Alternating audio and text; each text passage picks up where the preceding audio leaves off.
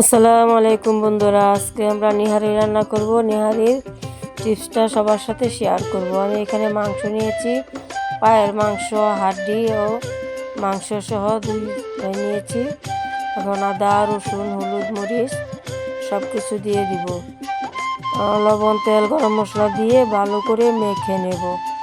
ভালো করে মেখে পানি দিয়ে প্রেসার কুকারটা চুলায় দিয়ে দিব। প্রেসার কুকার চুলায় দিলে পেঁয়াজ দিতে মনে নেই, এখন পেঁয়াজটা দিয়ে দিব। পেঁয়াজটা দিয়ে চুলায় আবার দিয়ে দিব। এখন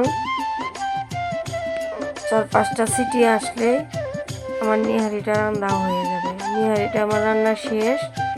এখন বাগার দিয়ে নিব। বাগার যত সুন্দর হবে নিহারি তত টেস্ট হবে।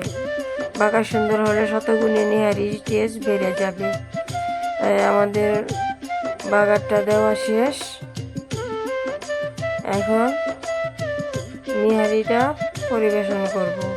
রান্নার পরে দেখো কেমন ঘন সুন্দর হয়েছে। হাড্ডিগুলো মোলাম, মাংসগুলো অনেক নরম হয়েছে।